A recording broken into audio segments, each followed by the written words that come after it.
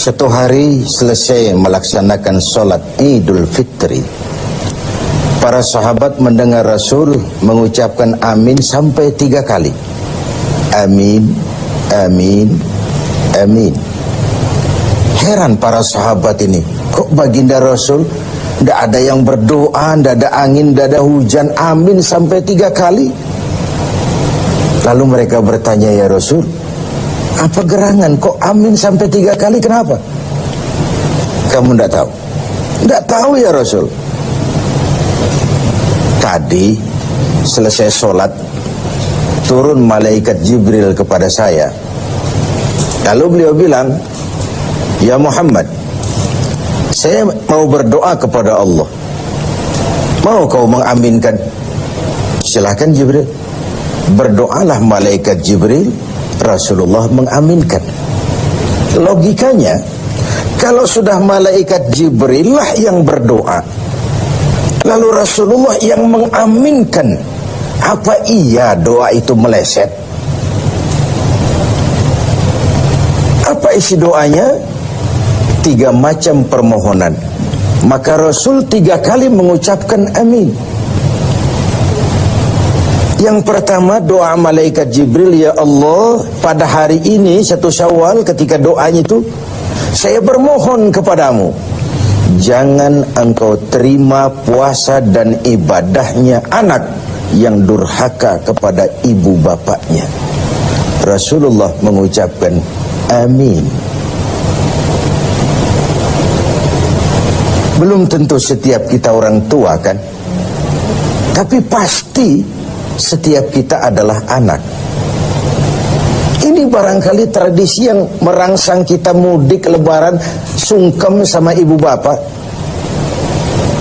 Bapak yang pergi pagi pulang sore, peras keringat, banting tulang, kepanasan, kehujanan, mencari nafkah untuk membesarkan kita.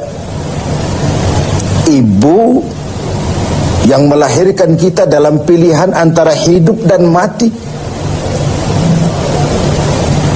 Sakit, pedih, bagai ditarik kulit dari dagingnya, bersatu air mata, keringat dan darah. Dilahirkannya kita. Setelah sedikit jadi orang, sering lupa kacang akan kulitnya. Sehingga boleh jadi orang bilang, kasih ibu sepanjang jalan, kasih anak sepanjang galah.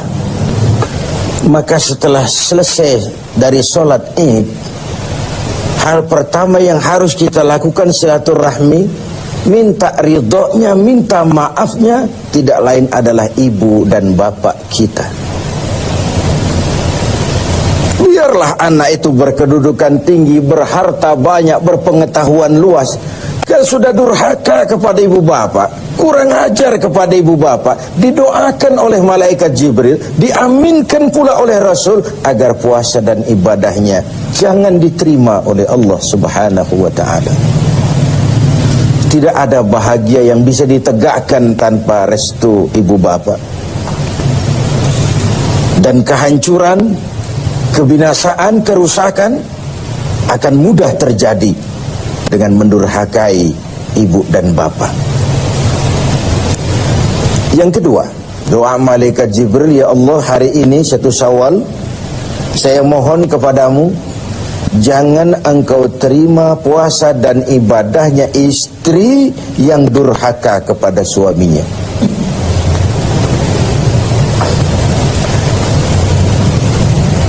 Perempuan mungkin bertanya, Pak, kalau suami yang durhaka sama istrinya bagaimana? Masalahnya bukan kedurhakaan tadi. Masalahnya adalah seorang istri itu, seorang suami itu pemimpin. Nah, istri itu swarga manut, neraka katut. Pemimpinlah yang di akhirat nanti akan dimintakan tanggung jawab tentang rumah tangganya, bukan istri tapi suami. Istri dituntut wajib taat.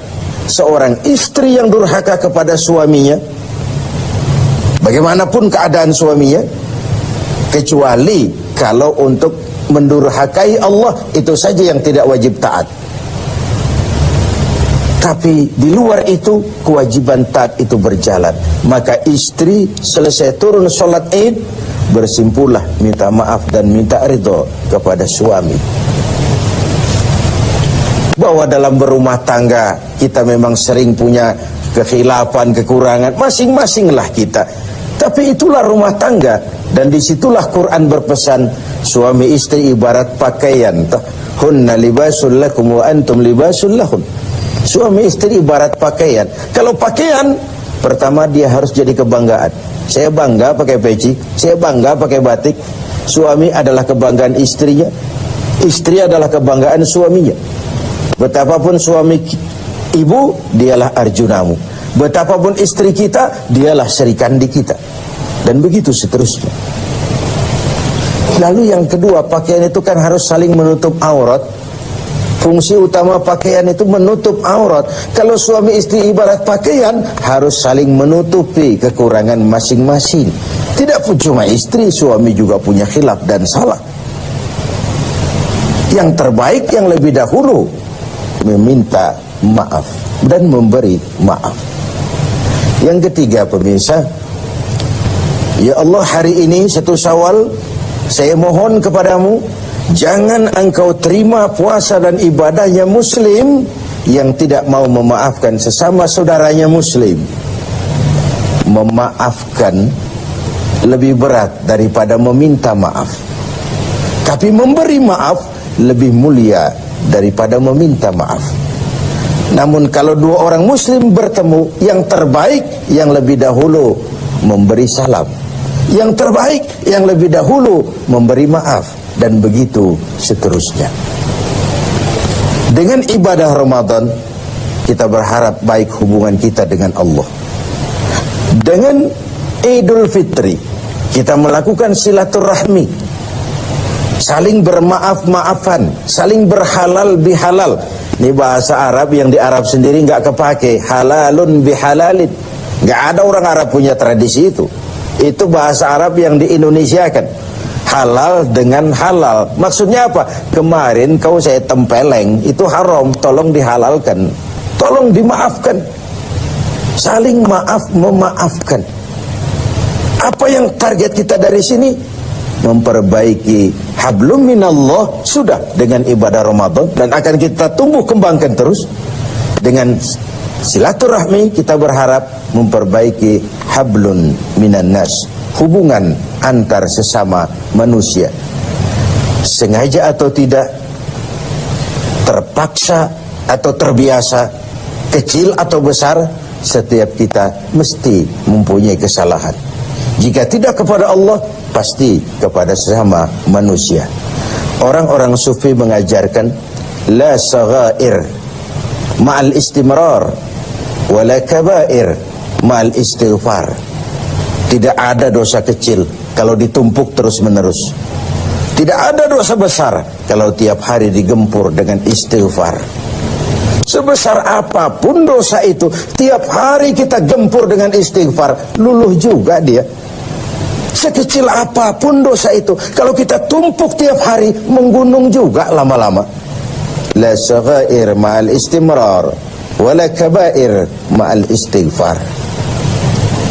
Inilah saatnya kita saling memaafkan di antara sesama kita, agar baik hubungan kita dengan Allah dan baik juga hubungan kita dengan sesama manusia.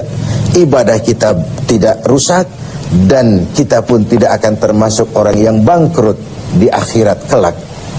Karena apa? Kita pandai menjaga dua silaturahmi ini, hablum minallah dan hablun minan nas.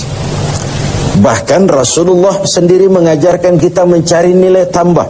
Silman qata'ak wa'ati man haramak wa'fu amman zalamak. Bersilaturahmilah kau kepada orang yang marah denganmu, sekalipun orang marah dengan kita, kita datang melaksanakan silaturahmi. Itulah nilai tambah. Kalau baik kepada orang yang memang baik kan draw saja, memang harusnya begitu. Silaturahmilah kau kepada orang yang marah denganmu. Wa'ati man haramak, berikan orang yang bakhil kepadamu. Dia pelit sama kita. Kita datang ke rumahnya silaturahmi, bawa kue, bawa buah. Itu nilai tambah. Wa'fu amman zalamak.